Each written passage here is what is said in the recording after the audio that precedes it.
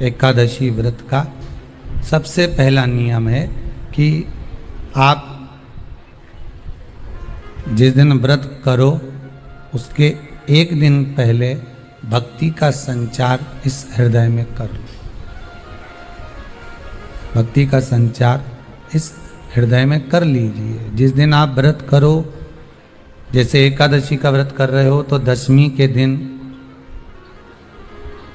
शाम का समय जब आवे, रात्रि जब होने लगे, शाम का समय आवे और रात्रि का आप जब भोजन ग्रहण करो तो उस भोजन में कोई ऐसा पदार्थ ग्रहण मत करिए जिस पदार्थ के कारण आपकी एकादशी बिगड़ जाए।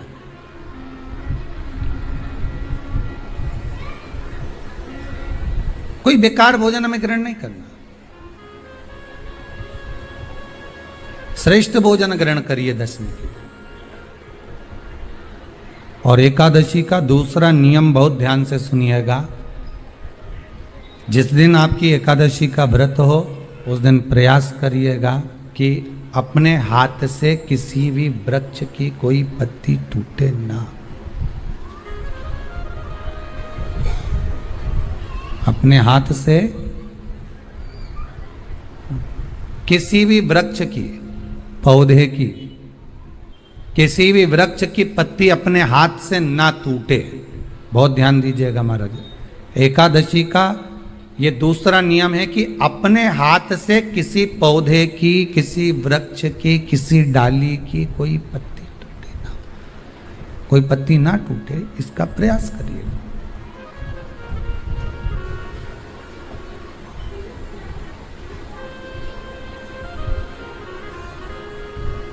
कितना सुंदर व्याख्यान कहा है, कितना सुंदर वर्णन है महाराज कि मात्र एकादशी का व्रत कर लेने पर, मात्र एकादशी का व्रत कर लेने पर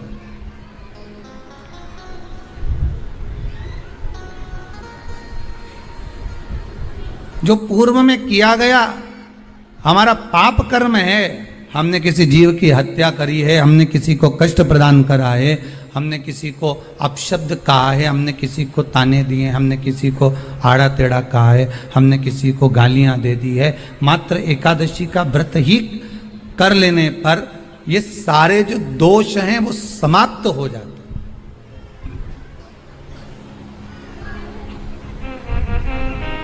सारे दोष हमारे समाप्ति पर आ जाते हैं।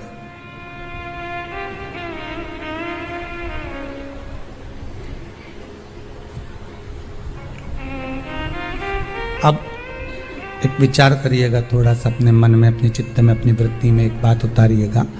एक अपने मन में एक बात को उतार कर रखिएगा कि आप अपने पाप को, अपने पाप कर्म को जिस दिन छिन्न करने वाले हो, समाप्त करने वाले हो, अपने पाप को आप जिस दिन समाप्ति पर लेकर जा रहे हो तो उसके एक दिन पहले आपको प्रसन्नता होना चाहिए कि नहीं होना चाहिए कि कल मेरा पाप कटने वाला है, कल मेरा पाप समाप्त होने वाला है। जो मैंने पाप कर्म करा है वो समाप्त होगा, जो मैंने पाप कर्म करा है वो कल समाप्त हो जाएगा। तो एक दिन पहले आपके चेहरे पर प्रसन्नता हो कि ना हो?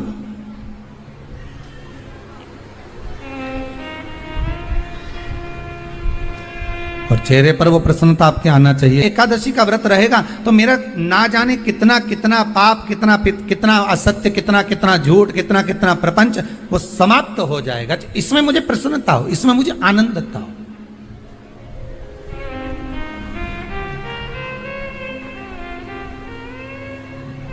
तो क्या कहा गया कि प्रयास करिएगा कि एकादशी के दिन कोई वृक्ष की, कोई डाली की, कोई कोपल की कोई पत्ती ना तोड़ी जाए। क्यों? तो कहा अगर उस पत्ती को हम तोड़ देते हैं, वृक्ष की पत्ती को या क्यारे में लगी हुई कोई डाली की पत्ती को हम तोड़ देते हैं तो एकादशी का पुण्य फल प्राप्त नहीं होता, एकादशी का कोई फल हमारे खाते में नहीं जाता। कि कुछ तिथियां भारत की भूमि पर ऐसी वर्णित है जिन तिथियों में भी गंगा का जल हम शिव को अगर एक बूंद भी समर्पित कर रहे हैं गंगा का जल मात्र एक आधी चम्मच भी, आचमन जितना भी अगर हम शिव को समर्पित कर रहे हैं तो उसका सुख आनंदित है। जैसे पंचमी तिथि, नवमी तिथि, दशमी तिथि, एकादशी, प्रदोष, पूर्णिमा, अमावस्या, ये तिथियां हमारे यहाँ जो दी गई हैं, इन तिथियों में अगर हम गंगा का मात्र थोड़ा सा जल भी अगर जल के पात्र में डालकर गंगा जी का जल थोड़ा सा भी शिव के पास लेकर जा रहे हैं, तो ये एक भाव अपने भीतर होना चाहिए कि आप केवल गंगा का जल साधारण शिव मंदिर में समर्पित नहीं कर रहे हो, आप गंगा का जल भले अपने घर से लेकर जा रहे हो और थोड़ा सा भी जल ले जाकर अगर शिव को समर्पित कर रहे हो, तो तुम्हारे भीतर ये भाव होना चाहिए कि मैं गंगोत्री से जल भरकर सीधे रामेश्वर में ले जाकर गंगा के जल को समर्पित कर रही हूँ। श्रावण अन्य जीव अन्य महीने में आप शिव को समर्पित कर रहे हैं, ये आपके भीतर एक भाव उत्पन्न होना चाहिए। शिव जी का एक नाम आशुतोष। एक बात बहुत ध्यान दीजिएगा, अगर कहीं नौकरी नहीं लग रही है, सर्विस नहीं है, नौकरी नहीं है, और आप कई बार इंटरव्यू दिया है, एग्ज़ाम में बैठ भी गए, कंपटीशन एग्ज़ाम में भी बैठे हो, और अगर नहीं हो रहा, कंपटीशन एग्ज़ाम क्लियर नहीं हो रहा, या सीए का एग्ज़ाम है या अन्य चीज़ों की पढ़ाई आप कर रहे हैं, या कहीं नौकरी के लिए अप्लाई कर रहे हैं, नहीं हो रहा, 5 शमी पत्र, कितने जम के बोलो जरा, 5 शमी पत्र, 5 बेल पत्र, 5 मूंग के दाने, काय के दाने, मूंग के, 5 मूंग के दाने, 5 सफेद पुष्प, कोई भी सफेद पुष्प जो आपको मिल जाए, शिव जी को समर्पित कर कर 1 लोटा पानी नाम और गोत्र बोलकर, और जिस एग्जाम में बैठ रहे हो, जिस कंपटीशन एग्जाम में बैठ रहे हो, उसका स्मरण कर कर आपको छोड़ना है। श्री शिवाय नमस्तुभ्यम, शंकर जी का स्मरण करना है।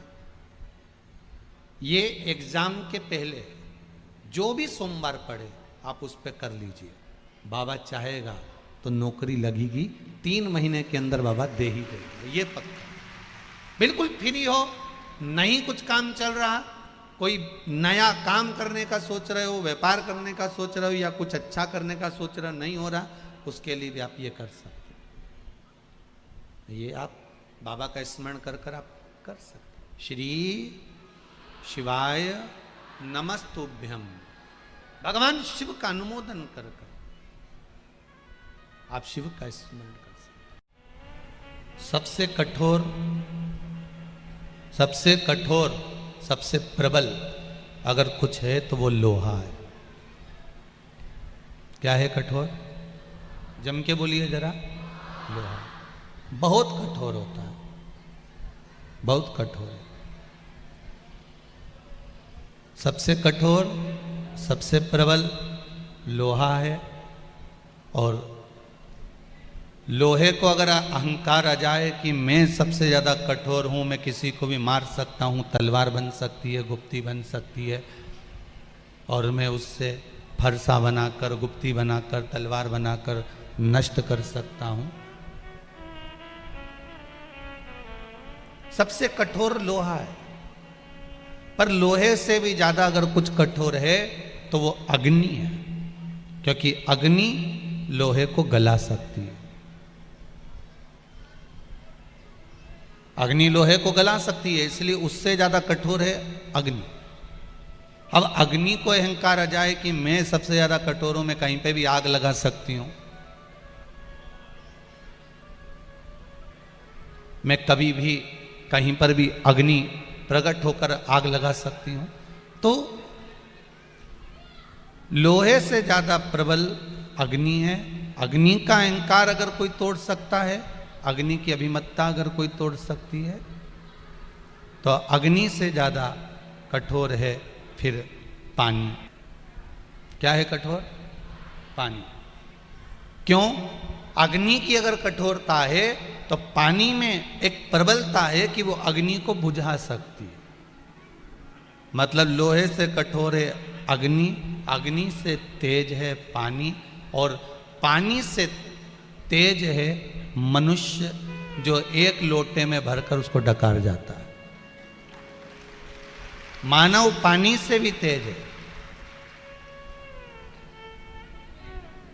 मनुष्य पानी से भी तेज है महाराज, जो एक लोटे में भरा और उसको डकार गया।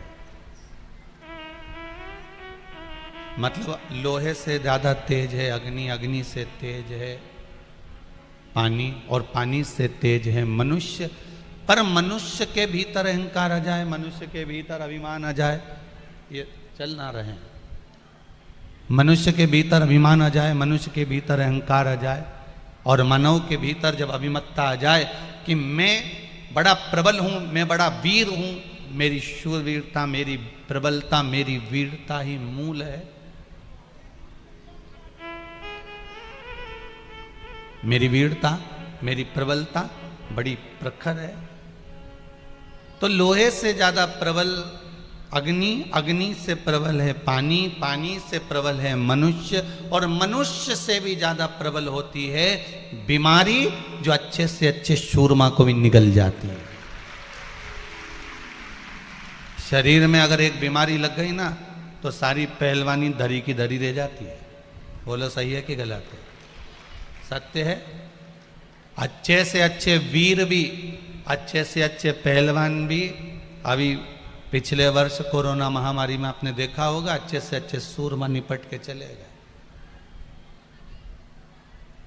लगता ही नहीं था, ये तो युवान था, 30 साल का, 35 साल का, 40 साल का, ये तो जवान की जवान चले गया। कहाँ सूरमा बनते थे, कहाँ फिरते थे, और धूम धूम मोटरसाइकिल भुड़ भुड़ करके जो जाए किसी को नहीं गिनता था, मोबाइल तक हाथ से नहीं छूटता था। अब कितना कितना वीर था, कितना प्रबल था। पढ़ाई में भी बहुत पैसा लगाया, खूब अच्छे से इंटरव्यू दिया, पास भी हुए, अच्छे नंबर तक पहुँचे भी सरी।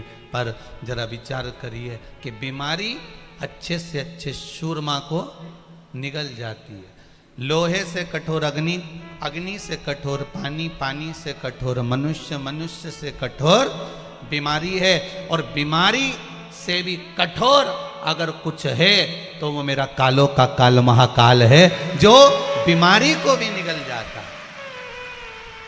अकाल मृत्यु वो मरे जो काम करे चंडाल का, और काल उसका क्या बिगाड़े जो भक्त हो महाकाल का। जो बीमारी को भी निगल रहा हो वो कोई साधारण नहीं। एक जरा सी बीमारी होती है, जरा सा रोग आता है, जरा सी तकलीफ होती है, जरा सा दुख आता है, तो लोग कह देते हैं महामृत्युंजय का जाप करिए, महामृत्युंजय का स्मरण करिए, महामृत्युंजय के जाप में डूब जाइए। और हम महामृत्युंजय का जाप करना प्रारंभ कर देते हैं। जैसे जैसे हम महामृत्युंजय का जाप करना प्रारंभ करते हैं, वैसे वैसे बीमारी ठीक होने लगती है। भगवान शंकर के ऊपर जल चढ़ाया, बीमारी ठीक होने लगी। शिव पर बेलपत्र चढ़ाई, बीमारी ठीक होने लगी। तो हमारे मन में ये भाव प्रकट हो जाता है कि बीमारी के भी बढ़कर अगर कोई कठोर है, बीमारी से भी अगर कोई प्रबल है, तो वो देवाधिदेव महादेव है, उसके सिवाय कोई नहीं हो सकता।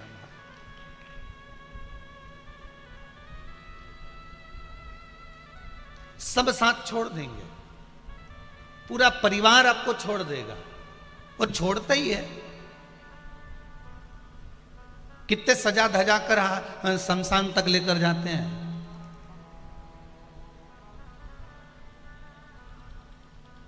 पति 1 मिनट पत्नी के बिना नहीं रहता, पत्नी 1 मिनट पति के बिना नहीं रहती, बेटा माँ बाप के बिना नहीं रहता, माँ बाप बेटे के बिना नहीं रहते। तो फिर वो शमशान में जहां पर सुलाया जाता है चिता पर, अकेली क्यों सोती है, अकेला क्यों सोता है?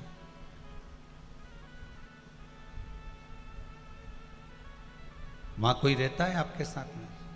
कोई नहीं।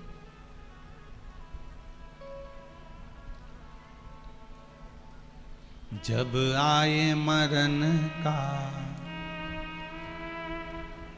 कहीं हो ना जाए धोखा, मेरे प्राण छूटे भोलेनाथ तो तू नैया लेकर आ जा। हे शंभु, हे त्रिकालदर्शी, हे कैलाशी, अविनाशी, ऐसी कृपा करना महाराज।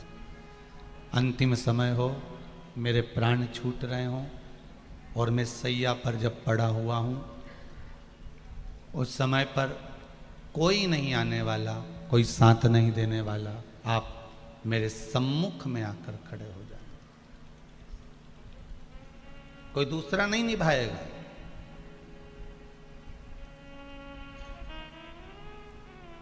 कोई दूसरा आने वाला भी नहीं है अंतिम समय में। देख लिया संसार हमने, देख लिया सब मतलब के यार हमने देख लिया। झूठे नाते झूठे रिश्ते, झूठे नाते झूठे रिश्ते, झूठा है संसार हमने देख लिया। सब मतलब के यार हमने देख लिया। सारे चोटों के बीच में रह रहे हो,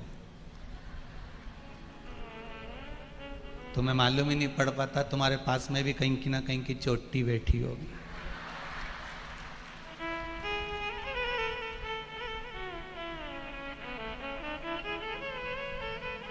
और पुरुषों को भी नहीं मालूम पड़ पाता कि उनके पास में कहां का चोटा बैठा है, किसको मालूम।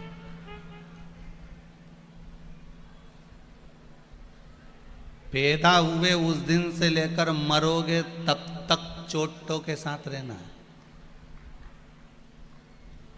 पैदा हुए उस दिन से जब श्वास लेना चालू करी, तब घर के लोगों ने तुम्हारी श्वास चुरा ली। मेरा बेटा, मेरा पोता, मेरा पुत्र, मेरा पति, मेरा पत्नी, मेरा रिश्तेदार, मेरा नातेदार, मेरा कुटुंबी, सब चोर। और इतने बड़े बड़े चोटे घर के अंदर, राम, इन चोटों की भी बलैया लेना चाहिए रे। इतने बड़े बड़े चोटे कि बाप मरा, जिस चद्दर पे सोया था चद्दर फेंक दी, जिस गादी पे सोया था गादी फेंक दी, सोने की चेन। वारे चोटों, गजब।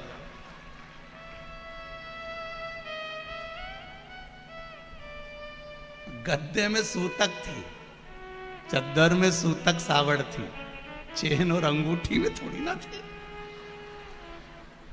वो कोई फेंका है?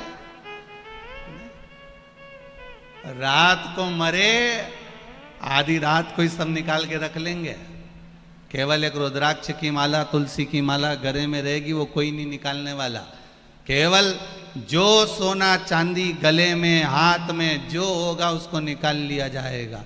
आधी रात को निकालेंगे और एक कमरे में दिया लगा के बॉडी को पटक देंगे। सुबह इंतजार करेंगे, 10 बजे रोने बैठेंगे। उससे पहले समोसा और पोया निपटाएंगे, चाय पिएंगे, उसके बाद में नई नई डिजाइन में रोएंगे। जो अच्छे से रोता दिखेगा उसी को सहानुभूति ज्यादा मिलेगी। बस जो बहु अच्छी रोती दिख जाए तो मोहल्ले के लोग भी के बेचारी कैसी रो रही, कितनी गजब।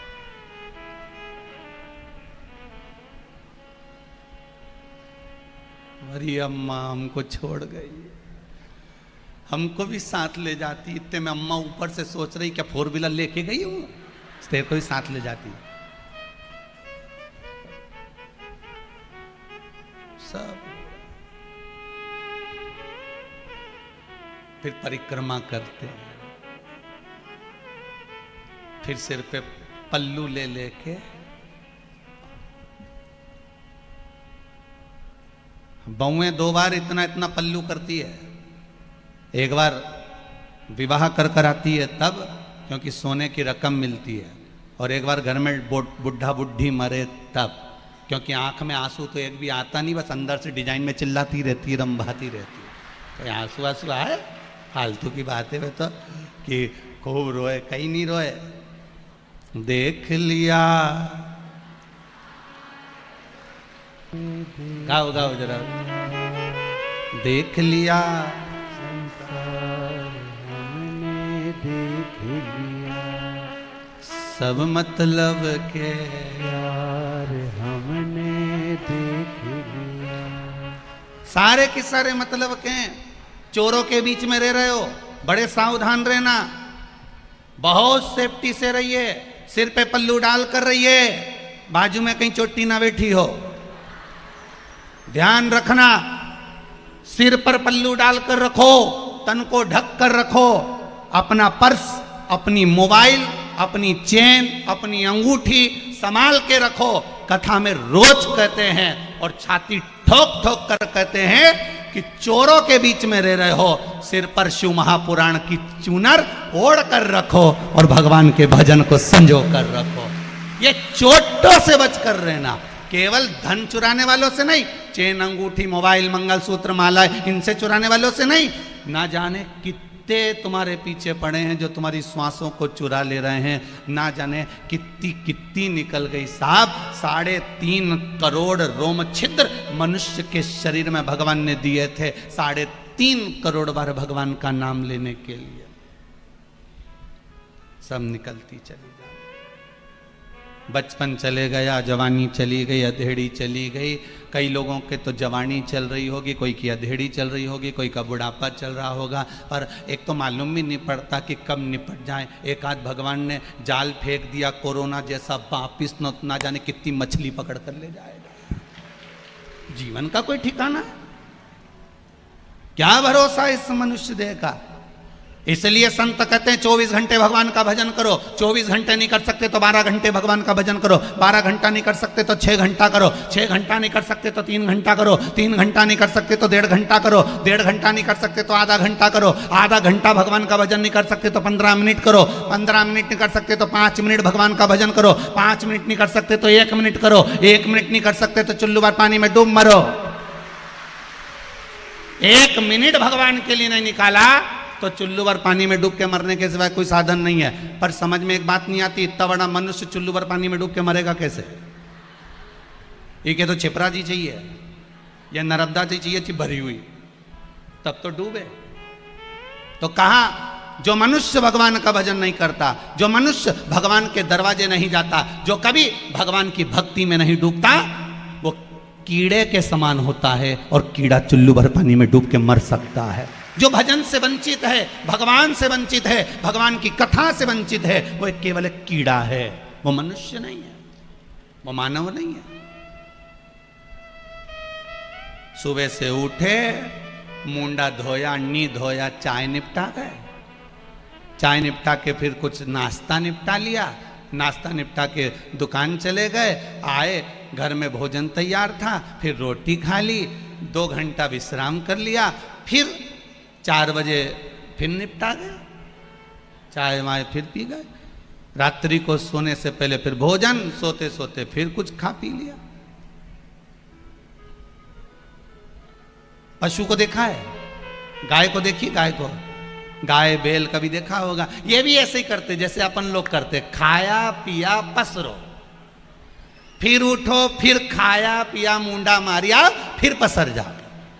तो आज के जमाने में मनुष्य भी तो वही हो गया, खाओ पियो पसरो, फिर उठ गए, फिर खाओ पियो फिर पसरो, फिर मुंडा मारिया फ्रिज में, कहीं अलमारी के ऊपर, कहीं ड्राई फ्रूट्स, कहीं गुपचुप, कहीं पानी पतासा, कहीं टॉफी, जो मिल जाए निपटा लिया। अब मनुष्य बने कब है? मानव का शरीर निर्मित हुआ है, मनुष्य का शरीर भगवान ने दिया है, तो क्यों दिया? कभी कभी आपने विचार करा कि हमें मानव का शरीर मिला क्यों है, किस लिए मिला? ऐसा कौन सा पुण्य तुमने करा था, ऐसा कौन सा सत्कर्म तुमने करा था कि मानव का देह भगवान ने तुमको दिया है? कभी एकांत में बैठकर विचार करना, तो भगवान कहेगा मैंने मानव का शरीर केवल तुझे भजन करने के लिए दिया है, 84 लाख योनियां काट कर आया है, बाद में मिला है मनुष्य का शरीर, फिर वही मिल जाए। अपने जीवन को सार्थक बनाने का प्रयास करो, अपने जीवन को श्रेष्ठ बनाने का प्रयास करो।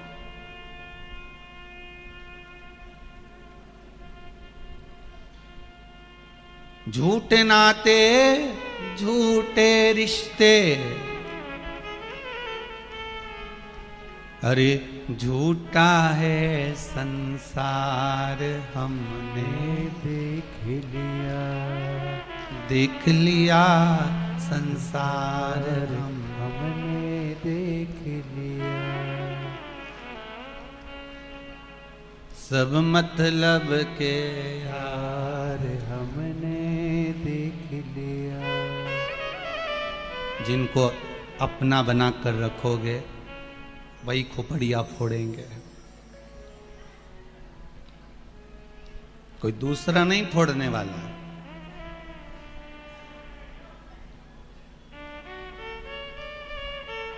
जिनको हमने अपना बनाया बस वही। इसलिए सावधान रहिए, बहुत सावधानी से जिंदगी जियो,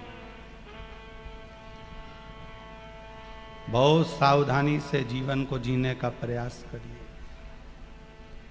और जितना सावधानी से इस जीवन को जियोगे उतना सुख भोग लोगे, उतना आनंद भोगोगे, जितनी सावधानी रख सकते। एक व्यक्ति बड़ा चतुर था, उसके पास में महाराज बहुत सारी चीज थी, बड़ी सुंदर सुंदर थी। उसके पास में एक सुंदर गधा था। एक तो गधा ऊपर से सुंदर, ध्यान दीजिएगा। उसके पास में एक सुंदर गधा था, एक बकरी थी, एक घंटी थी, एक जोड़ सुंदर कपड़े थे। उसने विचार करा, मेरे पास में सुंदर गधा भी है, सुंदर बकरी भी है, घंटी भी है, एक जोड़ सुंदर कपड़े भी हैं, कोई चुरा ना ले इसको। अब संसार में चोर तो चोर ही होते, कोई चुरा ना ले। उसके लिए उसने क्या करा, जब भी घूमने जाता था अच्छे जो कपड़े थे जोरदार उसको तो पहन लेता था। पहने हुए कपड़े कोई चुरा सकता है क्या? जम के तो बोलो, चुराएगा कोई? नहीं। फिर क्या करता था, गधे पर बैठ जाता था। काय पर बैठ गया? अब बैठे हुए गधे को कोई चुराएगा? जम के तो बोलो, नहीं। और गधे की पूंछ से बकरी को बांध देता था और बकरी के गले में घंटी बांध देता था। अब गधे पर बैठ गया कपड़े पहनकर, ना कपड़ा चुरा सकता ना कोई गधा चुरा सकता। बकरी पीछे बंधी थी, घंटी बज रही थी तो इसको आवाज आती जाती थी कि बकरी भी है और घंटी भी है। चार चोरों ने विचार करा कि कुछ ऐसा करा जाए, कुछ ऐसा करा जाए कि ये चारों चीजें चुरा ली जाए। ये चारों चीजें चुराना, कुछ प्रयास ऐसा करा जाए। अब चारों चीज चुराने के लिए चार चोर चार जगह पर खड़े हो गए। एक चोर पीछे से लगा, पीछे से जाते धीरे धीरे धीरे धीरे बढ़ते बढ़ते वो बकरी के पास गया और बकरी की जो घंटी बंधी थी उस घंटी को खोलकर उसने गधे की पूंछ से बांध दिया। बकरी को खोल के ले गए। थोड़ी देर बाद पीछे से दूसरा चोर चला तो वो घंटी को खोलकर ले गया। आवाज आना बंद हुई, इसने देखा पीछे पलटकर कहां गया तो देखा कि बकरी भी चली गई, घंटी भी चली गई। तीसरा चोर खड़ा था, उसने कहा भैया क्या हुआ? मेरी बकरी और घंटी चली गई। उसने कहा जरा सी देर मेरा गधा संभाल, मैं अब भी देख कर आता हूं। और तीसरे चोर के हाथ में गधा दे दिया, मालूम पड़े वो गधा भी चले गए। अब केवल कपड़े हैं तन पर। अब चतुरता यह है चोर की कि वो कपड़े भी उसको चुराना। एक चोर कुएं के पास में बैठा हुआ था, रो रहा था। इसने जाकर पूछा, क्यों भैया क्या हो गया? उसने कहा मेरे हीरे की तिजोरी अंदर गिर गई कुएं में, मुझे तैरना नहीं आता। अगर कोई मेरी हीरे की तिजोरी ला देगा मैं आधे हीरे उसको दे दूंगा। इसने सोचा अपना गधा चले गया, अपनी बकरी चली गई, अपनी घंटी चली गई, अभी अगर आधे हीरे मिल जाएंगे तो ये सब तो वैसे ही मिल जाएगा। उसने कहा मेरे कपड़े संभाल, मैं अब भी लेके आया। वो उन्हें उस चोर को कपड़े दिए और जो कूदा वापिस आया तो कपड़े भी गायब थे। एक डंडा उठाकर चारों तरफ घुमा रहा था, संत वहां से निकल कर जा रहे थे। उन्होंने पूछा, भैया क्या हो गया, नग्न अवस्था में ये डंडा क्यों घुमा रहे हो? उसने कहा, मेरा गधा, मेरी बकरी, मेरे कपड़े, मेरी घंटी सब चली गई, कहीं ये शरीर ना चला जाए, इसलिए इस डंडे को घुमा रहा हूं। संत ने कहा, शरीर तो नहीं जाएगा, बस ये आत्मा है, एक दिन ये भी चली जाएगी, कुछ भी नहीं रहना, ना गधा, आपका साम्राज्य, आपका राज्य, आपका घर, आपका वैभव, आपकी प्रतिष्ठा, आपकी यश, जितना भी है आपका, आपकी दौलत, सब आपके पास में रहना, ये जो है ये भी छूट जाना।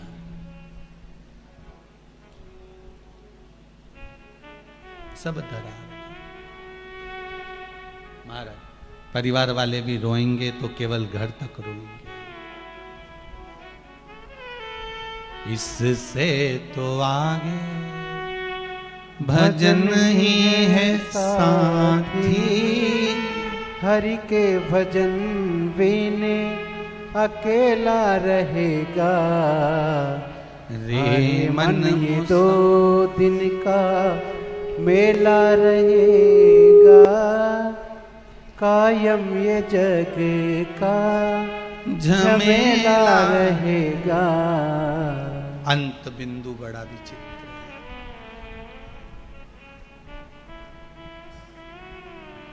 सब रखा रहेंगे,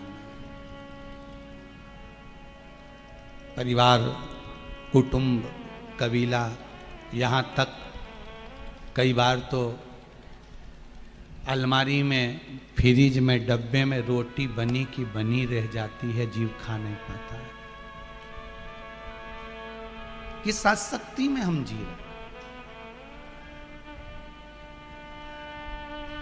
फिर भी तेरा मेरा करते करते जीवन निकल जाता है। कितने घंटे की कथा है? 3 घंटे की कथा में भी, उसमें भी सियोर वाला महाराज 15-20 मिनट तो लेट आए, ठीक है? अपना दोष गिनाने में कभी पीछे मत हटो।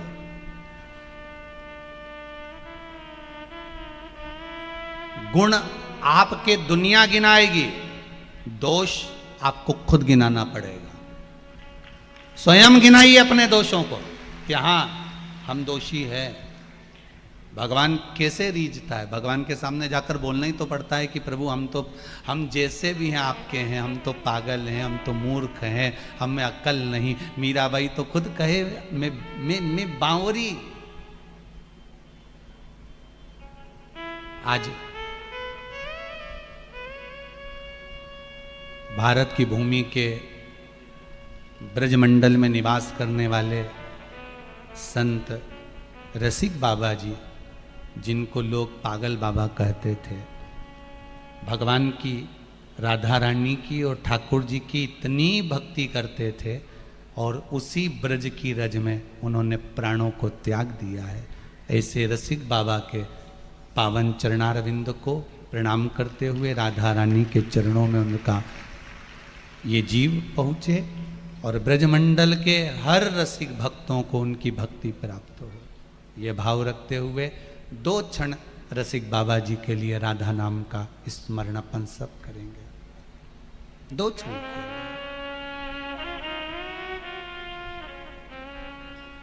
राधा राधा राधा राधा। 2 क्षण राधा नाम कीर्तन, राधा का स्मरण करते हुए।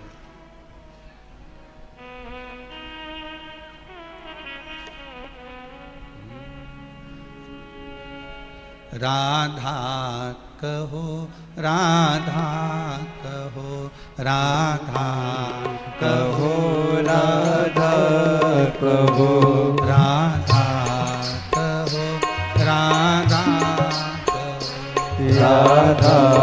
कहो राधा कहो राधा कहो राधा कहो राधा कहो राधा कहो राधा कहो राधा कहो राधा कहो राधा कहो राधा कहो राधा राधा राधा राधा राधा राधा राधा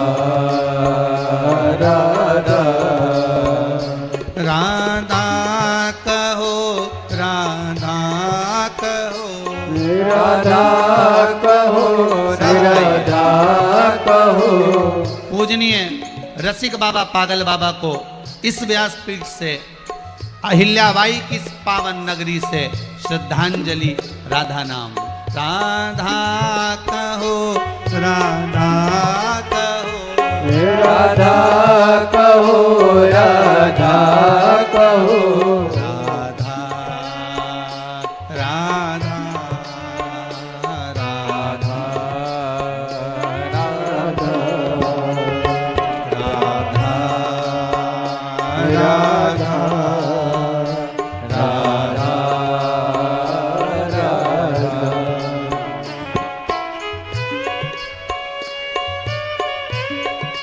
जय हो।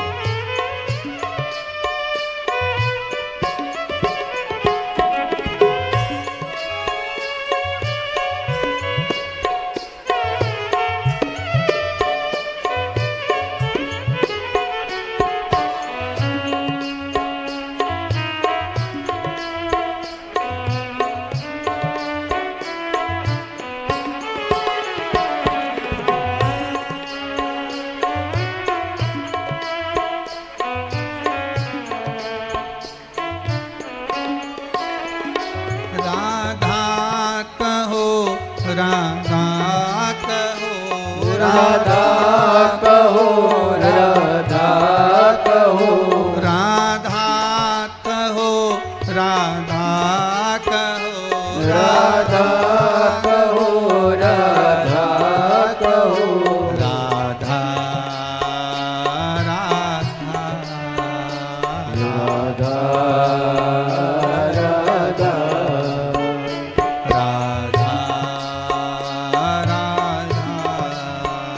राधा राधा राधा राधा राधा राधा राधा राधा राधा राधा राधा राधा जय हो। राधा राधा राधा राधा राधा राधा राधा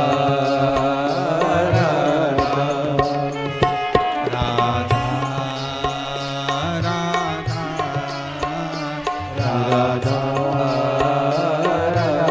हर हर महादेव। इस संसार में जो व्यर्थ है हम उसको भी बटोरने का प्रयास कर रहे हैं, जो किसी काम का ही नहीं है। रखो भगवान की अविरल भक्ति को अपने पास में रखो।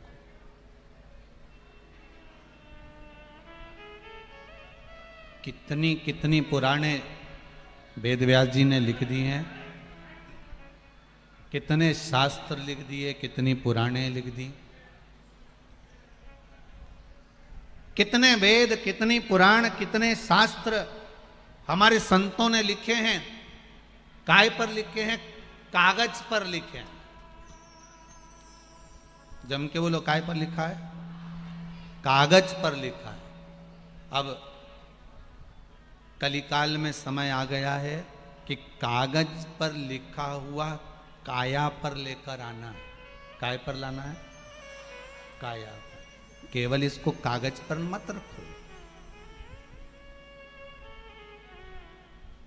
कागज पर लिखा हुआ काया तक लेकर आना।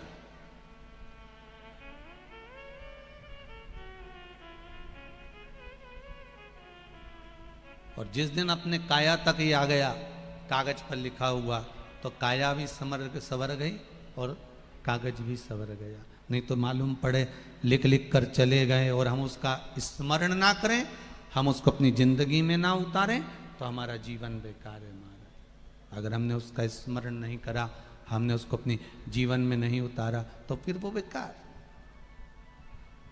हम उसको अपनी जिंदगी में उतारें। कागज से काया तक लेकर आए। बहुत कुछ सीखना है हमें शिव महापुराण से। मां अहिल्याबाई का चरित्र करा है माता अहिल्या। शिव महापुराण की कथा कहती है कि माता अहिल्याबाई का जीवन इतना सरल जीवन था, इतना सहज जीवन माता अहिल्याबाई का था। किसी ने एक बार माता अहिल्याबाई से पूछा कि आपके दरवाजे पर जो आता है वो कभी खाली नहीं जाता, आपने जो चाहा वो दे दिया, आपके दरवाजे से कोई खाली ना गया। माता अहिल्याबाई से पूछा, बोलो मां अहिल्या, राजमाता आप बोलिए, आपके दरवाजे से कोई खाली नहीं जाता। माता अहिल्याबाई ने कहा, दरवाजा मेरा थोड़ी ना है, दरवाजा तो मेरे देवाधिदेव महादेव का है, उसके द्वार से कौन खाली जाए। हमको लगता है ये घर मेरा है, परिवार मेरा है, कुटुंब मेरा है, कबीला मेरा है, पर अंतिम समय में जब छूट गया तो कुछ भी मेरा नहीं। अरे आज के जमाने में तो इतने बड़े घर में तुम्हारा फोटो रखने की जगह भी नहीं रहेगी आने वाले समय में। ध्यान देना, अभी तो तुम अपने दादा परदादा का फोटो भी लगाए हो उत्तर दक्षिण में, आने वाले समय में वो भी नहीं मिलने वाला।